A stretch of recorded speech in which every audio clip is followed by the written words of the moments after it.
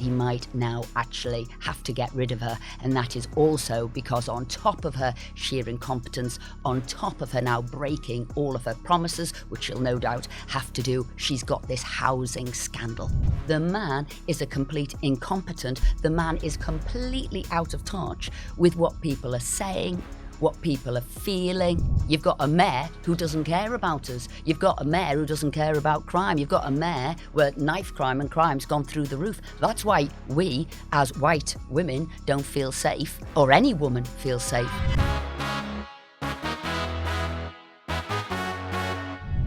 Hello and welcome to the Daily Expresso. I'm Frances Millar. I'm standing in for JJ, and today I'm joined by Tory Esther McVey. Thank you very much indeed. To have you. Thank you. So let's start with some Westminster whispers. Right. Well, all talk this week is about Rachel Reeves. And people are asking, is she incompetent or is she just a liar? And neither of those are great for a Chancellor to be called, is it? And I'll tell you for why. She said she was not going to raise taxes. She had no plans to raise taxes before the general election. And then she delivered the biggest tax-raising budget on record.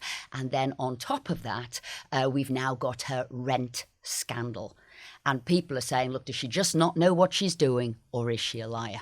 And today marks 1 year since her first budget, and the last 12 months have been very rocky. So maybe you could talk us through where we've come from and where we might be going next month. OK, rocky is very kind. It's been disastrous for her. So this was the woman who was going to be the most pro-growth. She was going to be the most pro-business government ever. And actually she wasn't. Her first budget, and like you say, it's a year ago today, was disastrous because she put a tax on jobs. Now, when you put a tax on anything, they go down. And that's exactly what happened here. I mean, this is basic economics, which she doesn't seem to understand. So that 40 billion tax rise, along with that in the last year, Labour's had unemployment going up every month that they have been in office. We've seen rich people, wealth creators, successful people now leaving the country in record numbers, 14,000 in the last year. She's left the economy in a very shaky position. But what she said is, I'm not going to tax you. And then she said, I'm not going to tax you again. She said, I'm not going to tax working people. I'm not going to put up national insurance contributions. Yes, she did. She put them up on employers, and that is her problem now. So borrowing is at 100 billion, debt is going up, and also the cost of borrowing under her watch has gone up. And so how do you think she might plug this budget shortfall when we have the budget in November? Well, you see, she said she's not going to raise taxes again, and we all know that she is. They're touting now, she couldn't have touted more taxes, whether it's a mansion tax, whether it's a property tax, whether it's a rental tax, whether it's tax on pensions, whether it's tax on savings, whether it's even tax on driving now per mile. She's going to do all of it. And the worst is she might now also have to increase income tax.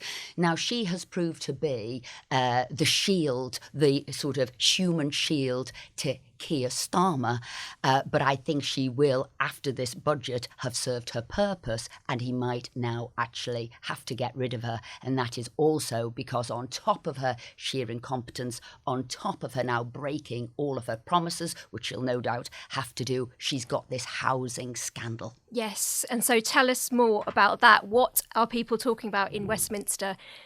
So there's two ways this can go. There's what's Rachel Reeves has done, and also what Starmer is going to do about it. And what do you think about those two? That's right. So if we dig deeper into this, it's not good for either of them. So she said she knew nothing about this selective licence, as it's called. Now she's proved again to be a liar, because she actually lobbied for this selective licence to be brought into Leeds City Council back in 2023. She then tweeted and congratulated them for bringing it in. So she obviously knows about this selective licensing. So she should have checked herself whether she had one on her own property. Now, she likes to make us think that she came forward when she found out that she hadn't paid this. But really, Did she, or was it because, as has happened on so many instances with this Labour government, that actually they dug into it, they discovered she hadn't paid the licence, and now she's saying, I want to pay it. So that's Rachel Reeves. Keir Starmer has said, matters closed.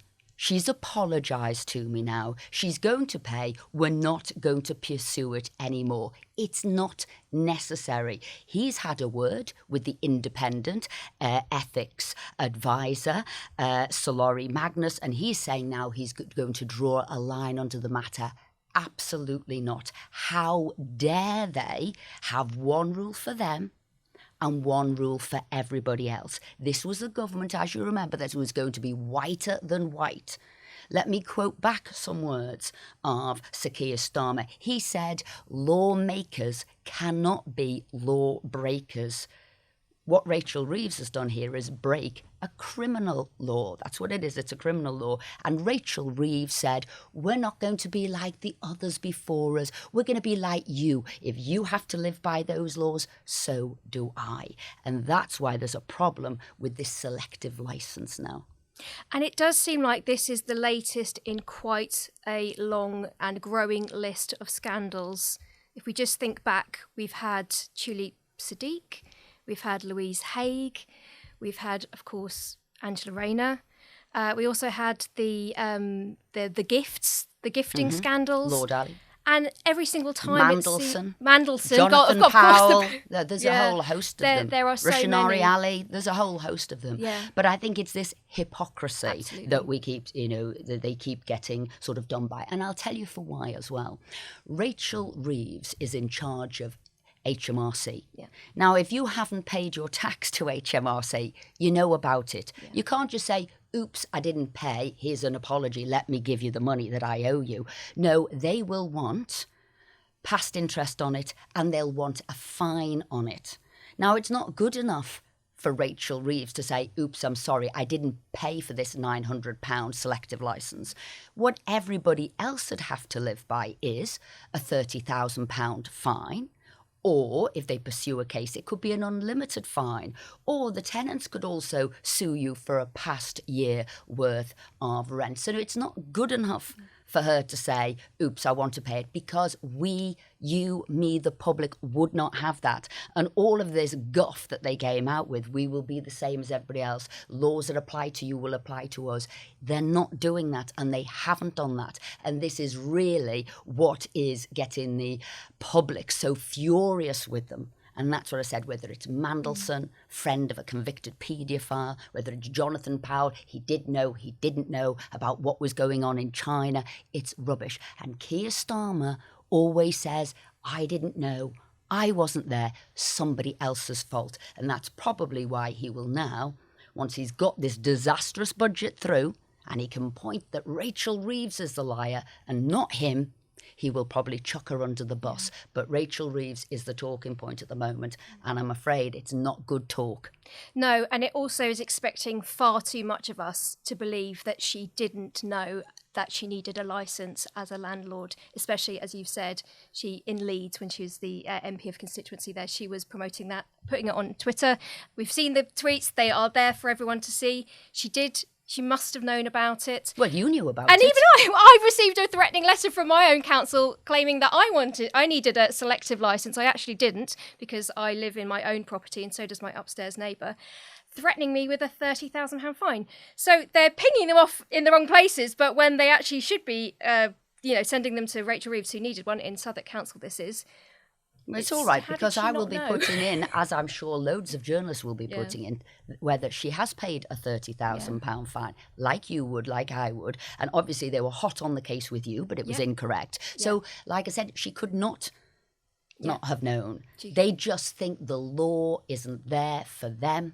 As you said, when we had all of the clothes, all of the freebies, all of the tickets for the football, the glasses, the outfit, no, it didn't apply to them. When they didn't register donations, it didn't apply to them. Morgan McSweeney forgot about, and that is Starmer's key advisor, £740,000 that he didn't register. And you can see all of these things bubbling up. And whilst Starmer has dodged them, and he's never in the country. That's why he's called Never Hear Keir, and also two-tier Keir, because again the law doesn't apply to him. He's dodged them, but they're not. This house of Keir Starmer will all start crumbling and falling down. So Britain is reeling from a wave of really quite shocking street violence. And only this morning, I don't know if anyone else watched the video of Kirsty Gallagher revealing that she was kicked like a football by a stranger on a central London street. It's a really chilling reminder of the growing sense of insecurity on our roads and pavements. And many people are wondering, is Britain safe? Last night, I was physically assaulted in the streets of central London. Walking from work to my car, the walk I do most nights, I noticed this guy, all in black, covered up actually, just walking at me. And then he brushed past me, he turned around and he kicked me like he was kicking a football. He kicked me in the middle of a street at about 7 o'clock last night in front of people. I turned around and he scarpered. So, Esther, I wonder if you've seen the video, if you'd heard about the attack on Kirsty Gallagher. I thought it was quite shocking. Oh, no, it was horrific. I mean, I was saying to JJ last week, I don't wear rings, I don't wear jewellery because of the threatening environment in London, the crime in London. And I have lived here for about 40 years, so it's not as if I'm new to the area and don't know it. Yeah. I've worked as a waitress, I've worked here doing lots of different jobs, I use public transport, I've driven, so I know it very, very well. But it has changed. We have had an absolutely seismic shift in the threatening feel on the streets. So we're talking about the rising level of threat in London, about feeling unsafe. We have had another very serious incident in Uxbridge this week. A dog walker was fatally stabbed and 2 others injured in a knife attack that ignited debate over safety and asylum policy. Police have charged a 22-year-old Afghan refugee in connection with the incident. He's appeared in court today. The suspect entered the UK in a lorry in 2020 and was granted asylum 2 years later. So, Esther, this is an extremely serious incident that's happened, a triple stabbing. What are your thoughts on it? Well, I think we can take it in the bigger picture. There's been increased attacks. A lot have just come to light in the last week, and there's been increased brutality of attacks by illegal immigrants. Our streets are left safe because of who this government has let flood into our country. Yes, illegal immigrants have been coming in, but we now need to declare this as an emergency, a national state of emergency, and bring in a new set of laws. Keir Starmer needs to, next week, bring to Parliament a raft of measures, and I'll explain what those measures are in a while. But I'm going to just start with some of the attacks. You talk about that one in Uxbridge this week. It was a triple stabbing. We've also got a Somalian national, Habi Kabdirax Man Nur, 47, and he stabbed to death a father of 3 in Lloyd's Bank. We've got a Sudanese chap, Deng Chal Majek, who we don't know his age, but he claims to be 19, and he brutally stabbed 23 times with a screwdriver a lady who worked an asylum hotel. And that was happening, finding out about that after we'd found out about Hadush Kubatu, and we know what happened there. So he had sexually assaulted a 14-year-old and a woman. He'd got let out of prison, tried to get back into prison. Then we have to now deport him. I mean, what a nonsense that is. And then we've had another one, Safuela Razuli, 29, who sexually assaulted 2 women. So I am saying these people have come into our country. It's like the foxes in the chicken coop, and we are now all frightened where we live. We've got grandmothers, we've got women, the pink ladies talking about how frightened not only are they for themselves, but for their children, their daughters, their sons at the local school, as they've got hordes of illegal immigrants now sitting outside the schools so they don't know what to do. So this is what Keir Starmer, if he were a proper Prime Minister, what he needs to do next week is have emergency legislation. Remember, we've done it for COVID. It needs to be done now. And what he needs to do is say, we need to come out of the ECHR immediately. We need to get rid of the Human Rights Act. These people cannot be saying, we cannot be sent home. We cannot go back to a country, right? They cannot be saying that and remain here. Those rights have got to be removed. They've got to be detained and deported immediately. That's what they've got to do. At the moment, they're wandering around the streets. That should not be allowed. We've got to stop all of the pulls that they have got, and that is benefits, housing benefits, living here, food, heating, even getting lawyers for free to remain in this country. All of that has got to go because it is not working for the British citizen. And what we've got is a human rights international lawyer putting the rights of international people above of those of his own citizens in this country. And you know what? It's at boiling point. It's at crisis point, and it needs to be stopped. And that's what Keir should be doing next week. And how likely do you think it is that Keir will take action? It is absolutely zero likely that he's going to be taking action. The man is a complete incompetent. The man is completely out of touch with what people are saying, what people are feeling, the fear of people on the ground. In fact, you know, Sir Keir tweets every day, completely oblivious to what's going on, how well the country is doing, where we are in the G7. He has not once come out and said, you know, we need to do something, not once apologetic, nothing. He is in a little bubble of his own creation. Can I just ask you, because it was the front page of today's Express, your thoughts on paying Kubatu the £500 to get him quietly on the plane? You got any ideas about whether that was the right decision or perhaps the Home Office are just handing over taxpayer money? Well, because they messed up on a monumental scale, and you've got this chap now actually doing interviews with newspapers, doing his own videos saying how he tried to go back to the prison, which we knew, how he tried to be rearrested by the police and people wouldn't. And he's actually now, and this is the scale of incompetence, he's basically blackmailing the country.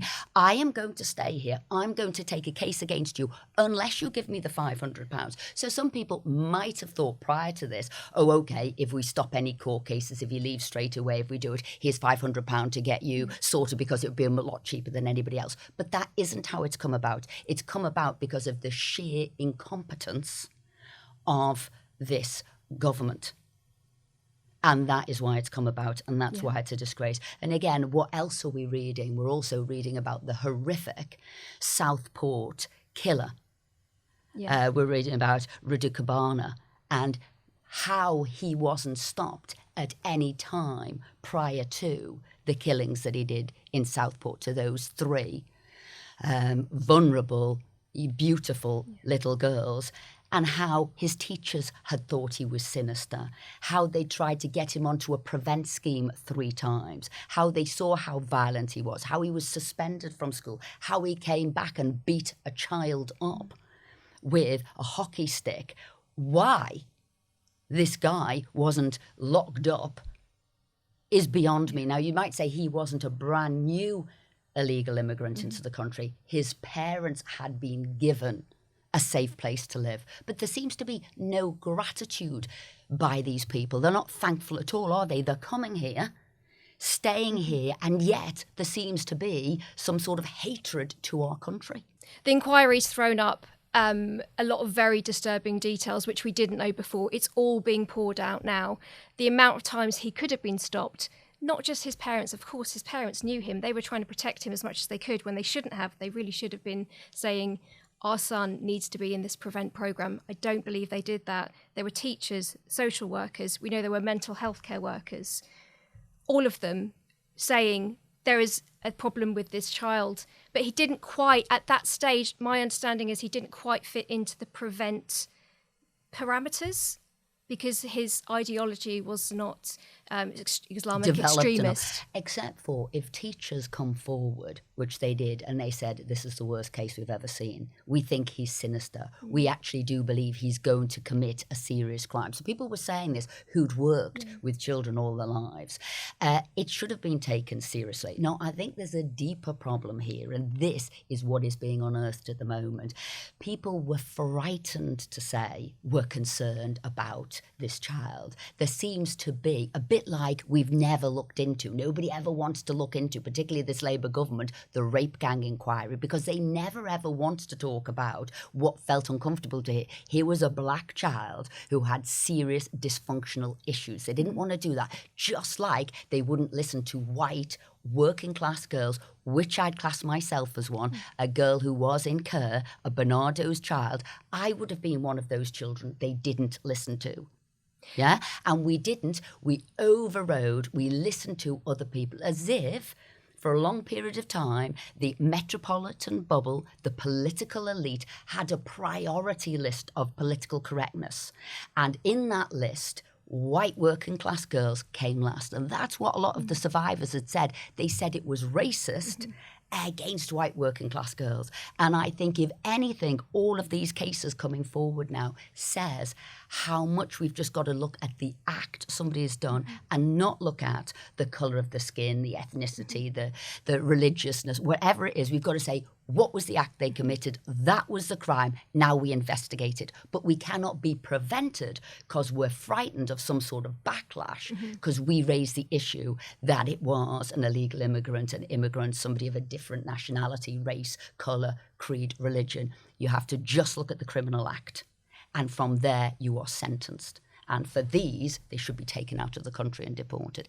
Illegal migrants. Yeah. And on the grooming gangs, of course, we have the Met suddenly announcing that they're now looking at 9,000 cases.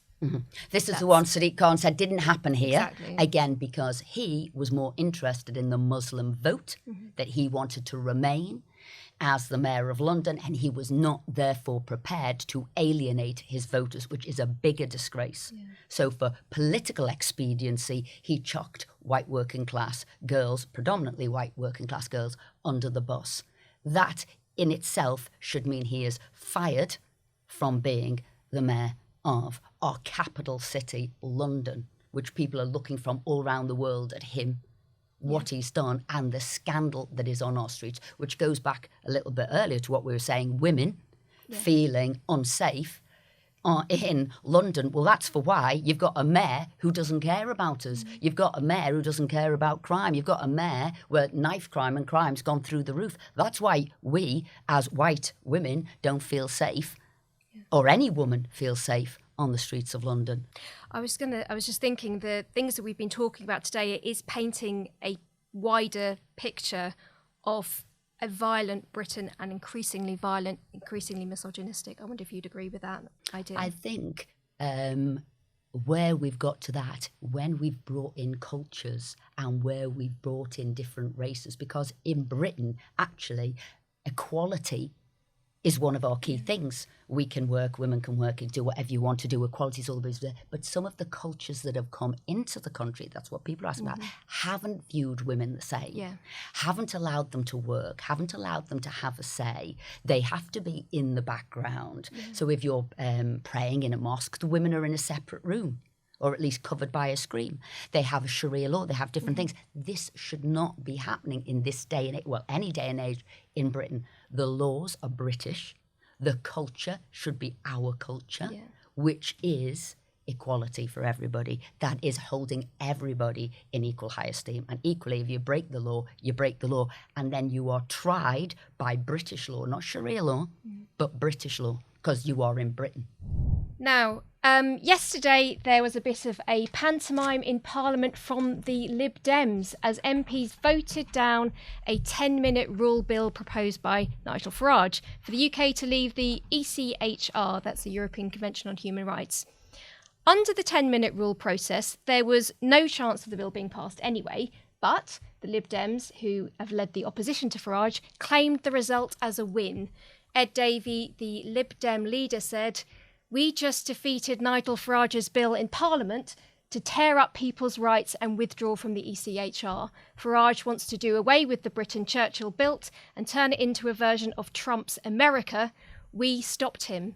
So, can you explain what a 10-minute bill is to begin with, perhaps? Because I think our viewers might not know what that is. OK, so if you bring one of those forward, which Nigel Farage did on an important point, and he got selected to have it, then you would hope, if it did go to a vote, that it would be taken forward as a private member's bill. And then, as you rightly say, it would have been so far down the list of a private member's bill, it would never have seen the light of day anyway. Right. So really, in a way, people will bring these to the House to raise the issue. And the key issue here was getting out of the ECHR. I actually did vote for it, and I supported him on that to get it through. But I think the key thing here, we've got the Pantomime MP, who is Ed Davey. So whether he's paddleboarding, whether he's on a hobby horse, whether he's beating a drum like something from children's TV, a children's TV presenter, it was embarrassing, because I watched it throughout, that we had a section of Parliament which was like pantomime Parliament.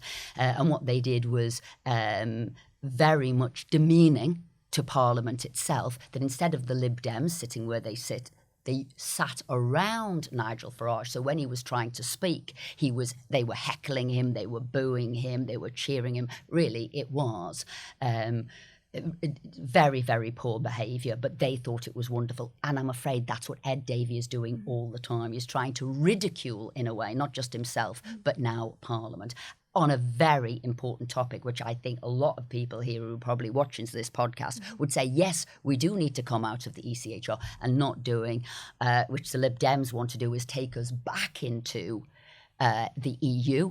At PMQ's last week, Ed Davey said, let's be a part of the customs union again. So this is all about him. So he's not democratic, a Lib Dem who's not democratic, wanting to take us back into the EU. And the whole thing was like a charade and a pantomime, and he should be embarrassed of himself.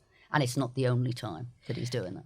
And he made some other comments earlier this week, this is Ed Davey, that the small boats crisis is because of Brexit. Because he said before Brexit there was an agreement with the Dublin Convention, I believe. Do you know how many people have not come over on the Dublin Convention in the last 10 years? No, I don't. Oh, it's about 14. So, right. I mean, he's talking an utter load of nonsense, a bit like Rachel Reeves now is trying to blame Brexit for her woes and her collapsing the economy. Of course, she didn't know about Brexit when last year she said she'd fix the economy, and she'd got, raised £70 billion through borrowing and taxation. Of course, Brexit happened 9 years ago, but she didn't have that. But now, not blaming herself, she's got to blame Brexit. A bit like Ed Davey can't blame himself, hasn't got it right, so he's blaming everybody else. But why I said equally he's demeaning Parliament, he also now wants to bring Prince Andrew into Parliament, first time ever to bring a member of the royal family, put them in front of a select committee. But this isn't about the issue. This is about Ed Davey wanting sort of publicity himself. And why would you be wanting to bring a member of the royal family into Parliament right now? The King's already sorted him out. He is disgraced. He is persona non grata. He is losing his houses. Next week, we shouldn't be seeing Prince Andrew in Parliament. Next week, we should bring in emergency legislation to stop illegal immigrants and make our streets safe again. So Ed Davey, please be quiet and go away and get a job on children's television, but actually leave the serious work of running this country to people who want to be serious and run this country, not, as Keir Starmer is, running this country into the ground. Do you think Ed Davey is just throwing up a lot of distractions? For example, the sort of pantomime we saw yesterday in Parliament, his various antics, as you say, paddleboarding, whatever. He's also now saying that Farage wants to turn the UK into Trump's America. All of these things don't seem to be the real issues of the day, which is what we've been talking about earlier, which is the type of violence we're seeing. And remember, Ed Davey, although he wants everybody else to be accountable, calling everybody else, when there was the post office, which still is around, post office scandal of which he was the Post Office Minister, when people wanted to speak to Ed Davey, he actually remained out of Parliament. He didn't even come to PMQs. He so didn't want to be scrutinised. So he's a hypocrite too, wanting to haul everybody else over the coals, but when it gets a little bit tricky and when he's got questions to answer, major scandal, Post Office scandal, he hid out of the way and didn't even come into Parliament.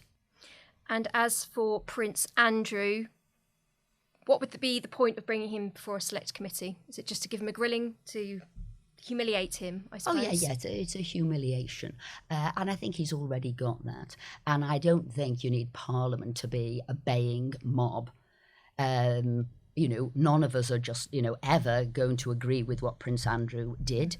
Absolutely not. And so the King has rightly said, you are persona non grata. You don't have your titles, you won't come to royal events, you won't be living in that house. So the King actually has dealt with it better than we could have. No, it's a distraction for Ed Davey when, like I said, we need to be focusing on immigration, particularly illegal immigration, and getting our streets safe. Yeah, and just let's Prince Andrew move into Frogmore Cottage and then shut the doors, and then hopefully that will be that. No more scandals, but probably unlikely. But at least we can move on and we can focus on the real issues of the day rather than Prince Andrew. So thank you for watching. Thank you very much, Esther McVey. Amazing. And we will see you tomorrow.